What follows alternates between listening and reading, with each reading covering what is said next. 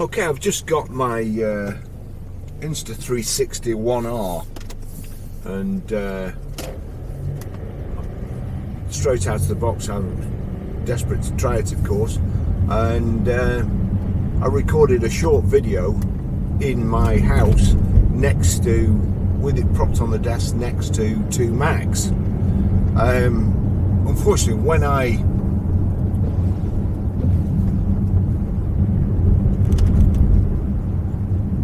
smallest car on the road, for goodness sake, how much room do you need?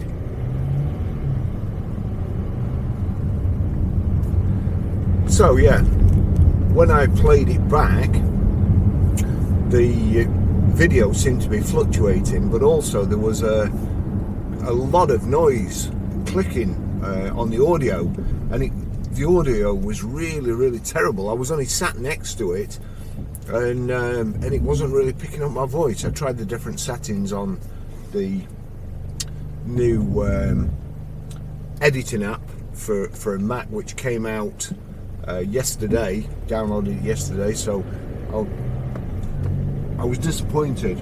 I thought it may be the new app program for Mac, I suppose. So I then went and did exactly the same with the app for iPhone, and still picked up the same kind of interference. As I say, it was just like a ticking. I didn't know whether it was picking up the central heating in the house or whatever, but whatever it was amplifying. Now that certainly happens in cars anyway with GoPros. When I go out in a car like this, which is what I've got the cameras for, when I go out in a car like this, and I play the video back afterwards, I can actually hear noises on the video that I couldn't actually hear when I was driving the car, because the camera and my audio system, which is a Zoom recording device, picks up and amplifies noises that you wouldn't hear. And of course, because it amplifies them, when you play it back, you then hear it. So I'm thinking that it may be that scenario with the Insta360 picking up noises in my house. Although, funnily enough, I use my GoPros on the same desk and the same setup, and they don't pick any noises up. So pretty disappointed so far. I like the idea of it. It's fantastic. You can change it from a 360 all-round view camera with the double lenses, like I'm videoing this on, and you can it's a modular camera, and you can put the 4K lens on, which is like a standard GoPro. So it's 2 cameras really for the price of one, but mostly I've got this for 360. I have got a Fusion. I've had that for a couple of years. That's brilliant. Before that I had a Samsung, and I've also got the Insta360 Nano S just for my iPhone. But I ordered a Max, Gopro Max, and unfortunately with the GoPro Max, when it's in a car, whether it's because of the metal surrounds or whatever, it drifts and it won't stay in one place. And I've tried that with all sorts of editing techniques, knocking the stabilization off, putting it on, putting a bit of it on, and it just doesn't work. It just goes where it wants. Now I notified GoPro, because I pre-ordered the GoPro Max. I notified GoPro, sent them the video. They said they weren't aware, although I have seen it on other videos, and other people have referred to drifting. And that was a couple of months ago. They said they'd let me know as soon as it was fixed, and I'm still waiting now, so I'm assuming it's not been fixed, and by now I'm assuming it can't be fixed. So I went back to using my old Fusion, but as soon as I saw this, certainly working off the 265 codec as well, and the initial reports, everything was a lot better. when I started using my Fusion, I also had to buy a new Mac. So although the Fusion, when I bought it, I think it was 700 quid when I bought it, the first thing. I then had to spend another £3,000 on a new Mac because my old one was taking 24 hours to process a 30-minute video. My new Mac, with loads more memory, faster processor and so on, a 2019 model, that takes about 2 hours, 2.5 hours, but it's still long enough. Having said that, with the GoPro Fusion, I'm quite pleased with it. Where I've got this at the moment, I usually have the GoPro Fusion here, so it's fairly dark, and you've got a windscreen at each end, of course, so that should even out the exposure mostly. This is against the windscreen, so it's darker looking back here than it is looking out. So that's challenging conditions and not really too fair for this Insta 360-1R. I have high hopes for it. I know that other people really rated the Insta 360-1X as better and easier to use than the GoPro Fusion. The workload was certainly easier, and or the workflow, I should say, was certainly easier. So, but I do want to. I want the 360 in my videos, my car videos. I do think it's essential to move forward.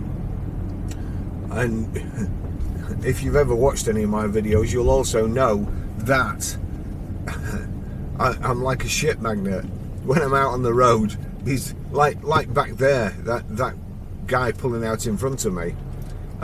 That's Preston today. It's just, I think of 100% of the people driving, there's only about 20% that have actually got licenses, because in Preston the driving standard is absolutely shocking.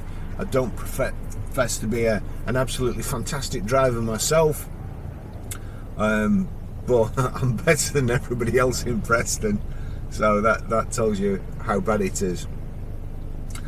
The other reason I wanted this smaller camera, the Fusion is about so big, and I've actually got it in the car somewhere, and it doesn't look as neat, because in some shots it's included in the shot. I have a GoPro up there, one on that window, one on there, and either a Fusion there, so it's included, and it doesn't, it's not very aesthetically pleasing. And I also, in a bid to improve my videos as we move forward and technology gets better and so on, I also like to put a 360 camera on the roof, so people can see round Preston, certainly the nicer parts of Preston, and what's happening around me. So I want to employ two 360 cameras, and I want this 360 1R inside. I'm hoping it will work good. If it does work good, I'll also order the Insta 360 with a 1-inch sensor, which that's is it 5.3K, 5.7K? I'm not quite sure, but it just means that also for my instructional videos from the back here, that'll be here, and I'll be able to zoom in more and keep more pixels. So the more pixels, the higher definition, and the more you'll be able to see of when I do show you how to set the video and basically what's on the screen. See there, you know, he was stopped and he accelerated to go through the red light when there's somebody waiting to turn right. That's Preston for you. It is just an absolute nightmare.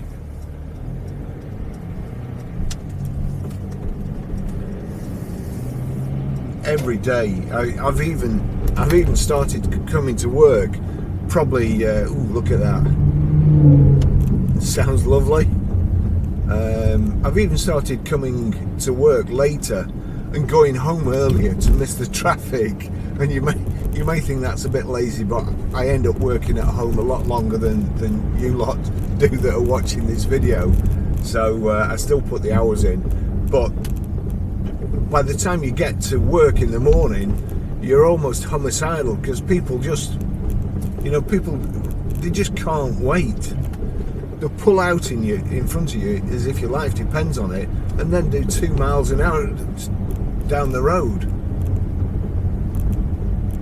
It's the capital of terrible drivers. So hopefully I won't get this clicking noise on this video, and I won't get the fluctuation of the picture, which was also happening, because I can get around the audio by knocking the audio off and using my professional recording equipment, but I can't get around the video. That's what it's here for, to take video. So hence this experiment, before I actually do a proper car video and end up ruining 3 like I did when I got the GoPro Max. It just looked like amateur hour with the camera just going all around the place. And if it doesn't work, then this video will also serve as a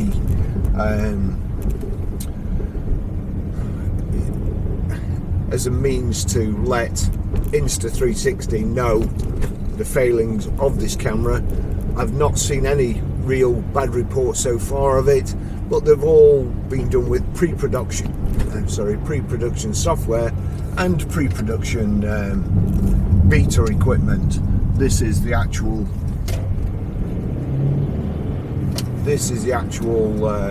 production model. So I'll leave it there. Actually, I won't leave it there. I'll just keep it going a bit longer, but I'll be quiet, so you may be able to hear the noise if there is one, and Insta will be able to analyse it. There are actually a few rattles in this car, because I've got a load of stuff in the back which I'm taking to the garage, and I've got all my camera equipment as well, so I've got a load of tools in the back as well which are rattling about. But the noise I'm listening for is like an interference. It's almost a crackle sort of noise, a tick, like you used to get with in the old days in a car that hadn't got suppressors on the or a condenser, sorry, on the coil and also the alternator, and it's the coil type of noise that you can hear, the tick tick tick tick. I'll be quiet now. Thanks for watching.